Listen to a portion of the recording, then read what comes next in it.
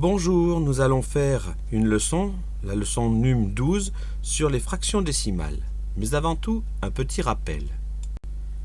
Dans une fraction, chacun des nombres en haut et en bas a un nom particulier. Je vous rappelle que le nombre du haut, ici le 6, c'est le numérateur qui indique combien de morceaux on prend. En bas, ici le 7, c'est le dénominateur, c'est-à-dire le nombre de parties que l'on a fait dans la bande entière. Mais alors, c'est quoi une fraction décimale? Eh bien, c'est une fraction dont le dénominateur est 10, ou 100, ou 1000, etc. Voici des exemples de fractions décimales: 13 centièmes, 25 dixièmes, 9 millièmes. Mais les fractions suivantes, 8 vingtièmes, 12 cinquantièmes, 4 trentièmes, ne sont pas des fractions décimales. On peut aussi simplifier des fractions décimales, c'est-à-dire les rendre plus simples. Prenons des exemples. Tout d'abord, 80 millièmes.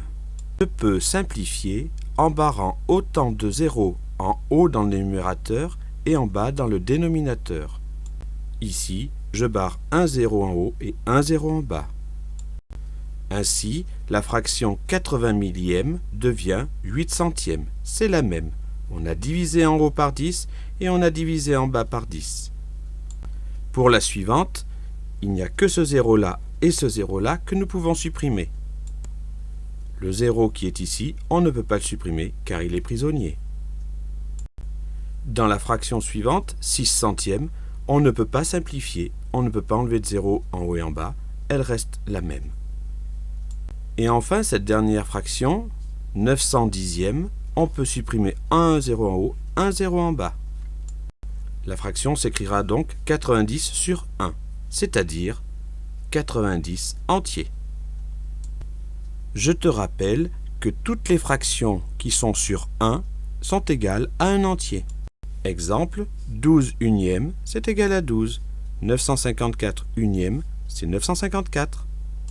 Enfin, on peut savoir aussi qu'on peut décomposer une fraction décimale. Exemple, avec 152 centièmes. Si on la décompose, on obtient 100 centièmes plus 50 centièmes plus 2 centièmes. 100 plus 50 plus 2, 152 centièmes.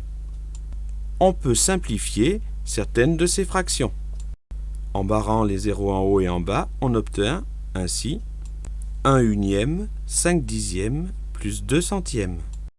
On n'oublie pas que 1 unième, c'est égal à 1. Donc 1 plus 5 dixièmes plus 2 centièmes.